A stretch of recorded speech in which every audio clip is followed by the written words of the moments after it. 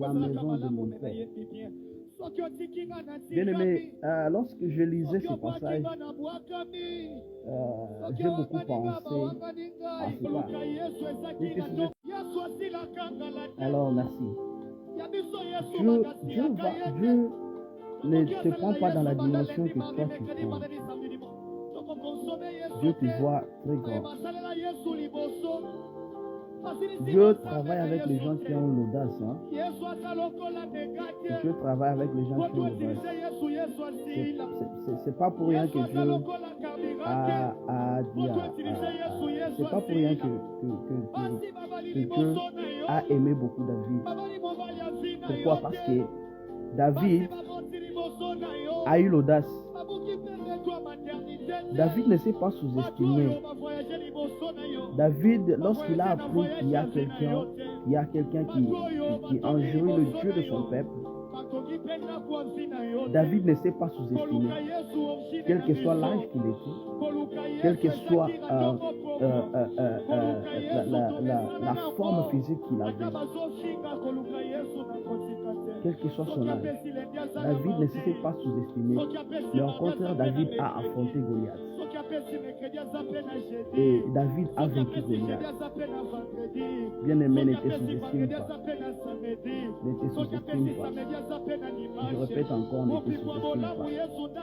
Ce que Dieu pense de toi, c'est autre chose. Ce que Dieu veut de toi, c'est autre chose. Il a appelé Gideon voyant héros. Le Gideon a commencé à lui présenter comment sa famille était pauvre, comment son père n'avait pas d'argent, comment sa famille était la plus délaissée. Mais lorsque Dieu voyait Gideon, il n'a pas vu que Gideon venait d'une famille pauvre. Il n'a pas vu que Gideon avait comme parents féticheurs et autre chose. Mais lorsque Dieu a vu Gideon, il a vu en Gideon la force. Dieu a vu Gideon comme voyant héros.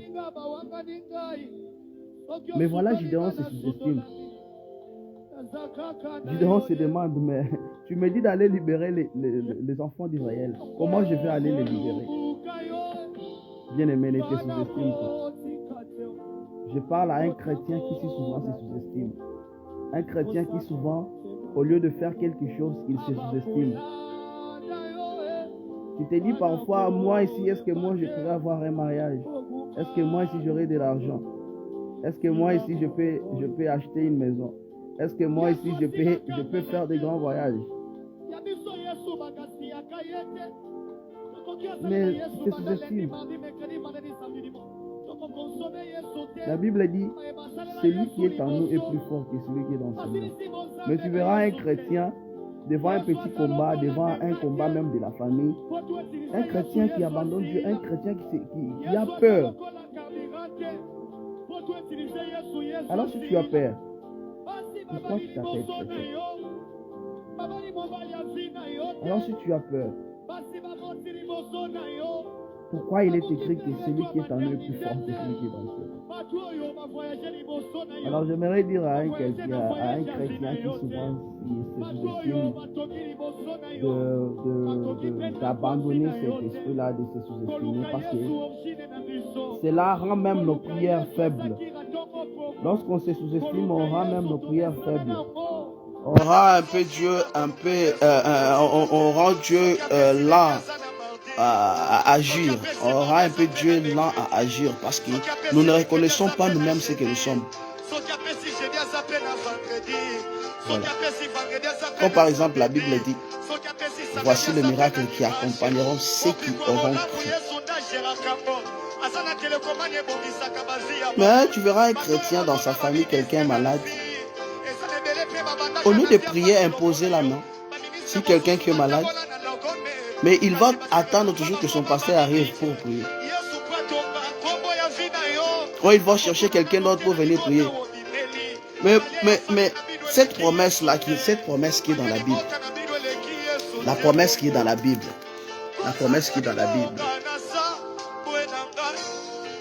aura de l'impact dans ta vie quand? Quand est-ce que tu vas exercer cette parole-là? Qui a dit que voilà les miracles qui accompagneront ceux qui auront cru. Ne te sous-estime pas. Lève-toi avec la force que tu as, avec ce que Dieu t'a donné, avec la foi, avec les promesses de Dieu qu'il t'a fait. Agis, aie l'audace, sois comme David. David, lorsqu'il a appris qu'il y avait un Philistin qui injuriait le nom de Dieu d'Israël, David a pris l'audace de combattre Goliath. David a combattu Goliath et il l'a même vaincu. Il n'a pas tenu compte de son âge. Il n'a pas tenu compte de la grandeur ou bien de la taille de Goliath. Parce que David se connaissait. David connaissait ce qu'il était. Si nous arrivons, nous chrétiens, nous arrivons à nous connaître, alors n'importe quelle situation qui peut arriver dans notre vie, nous n'aurons pas peur de cela. N'importe quel problème qui peut arriver dans nos vies ne nous fera jamais peur. Mais plutôt, nous allons connaître comment à le surmonter. Nous allons connaître comment à vaincre ces problèmes-là. Bien-aimé, ne te sous-estime pas. Je reviens encore. Lorsque tu te me demandes, est-ce que moi aussi j'aurai un bon mariage? Une fille qui se demande, est-ce que moi aussi j'aurai un bon mariage? Bien-aimé. Est-ce que Esther qui s'était mariée au roi Assuris là, Esther qui s'était mariée à un roi, est-ce que Esther n'était pas une femme comme toi? Ruth qui s'était mariée à Boaz, Ruth n'était pas une femme comme toi. Si Esther s'est mariée à un mari qui était roi, à combien plus forte raison toi? Qui a dit que tu ne peux pas te marier à un président? Qui a dit que tu ne peux pas te marier à un ministre? Qui a dit que tu ne peux pas avoir un bon mariage? Qui a dit que tu ne peux pas avoir de beaux enfants? L'homme. Qui a dit que tu ne pourras pas avoir une bonne femme? Qui a dit que tu n'auras pas un bon boulot? Qui a dit? Souvent, notre manière de penser nous crée aussi des limites dans nos vies. La manière dont nous pensons les choses, la manière dont nous mettons les choses dans nos pensées. Lorsque tu penses négatif, tu rends aussi les choses négatives dans ta vie. Lorsque tu penses positivement, tu rends aussi les choses positives dans ta vie. Voilà. Dieu ne travaille pas avec les gens pessimistes, mais Dieu travaille avec les gens optimistes. Dieu travaille avec les gens optimistes. Dieu aime les gens optimistes. Dieu aime les gens qui osent. Dieu aime les gens qui sont prêts, les gens qui ont l'audace. Ce sont les gens que Dieu aime. Ce sont les gens que Dieu travaille avec. Bien-aimé, ne te sous-estime pas. En tout cas, j'avais profité pour prendre un peu ces peu de minutes. Je suis en prière. Quel que soit, vous me voyez comme ça. Je suis en prière. Mais l'Éternel m'a mis à cœur de pouvoir partager cette petite pensée avec toi. Je reviens. Ne te sous-estime pas. Étant chrétien, ne te sous-estime pas. Dieu t'aime. Dieu t'a donné la force. Dieu t'a donné toutes les possibilités à faire des choses. Quelque chose me vient.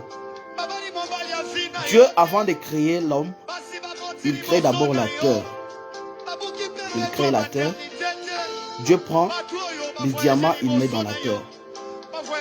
Dieu prend l'or, il met dans la terre. Dieu prend l'argent, il met dans la terre. Dieu prend tous les matériaux, toutes les matières précieuses, il met dans la terre. Et voilà ce que Dieu fait. Dieu prend maintenant la même terre dans laquelle il avait mis de matières premières, la même terre dans laquelle il avait mis les diamants, la même terre dans laquelle il avait mis l'or. Dieu prend cette terre-là pour former l'homme. Alléluia. Est-ce que tu peux voir combien Dieu t'aime? En toi, il y a l'or. En toi, il y a les diamants. En toi, il y a l'argent. En toi, il y a toutes les matières précieuses. Il y a toutes les bénédictions que Dieu a mis dans la terre. Parce qu'avant de créer l'homme, Dieu a d'abord créé la terre. Avant de prendre la terre pour créer l'homme, Dieu crée d'abord la terre. Dieu met les diamants dans la terre. Dieu met toutes les matières précieuses dans la terre. Et par après, il prend cette même terre-là qu'il avait créée. Il crée l'homme avec la terre. J'aimerais révéler à quelqu'un que tel que tu es là, en toi il y a de l'or, en toi il y a le diamant, en toi il y a toutes les matières précieuses. Mais le problème c'est de prendre conscience de ce que tu es. Le problème c'est de prendre conscience de ce que tu es. Si tu ne prends pas conscience de ce que tu es, alors ça sera un problème.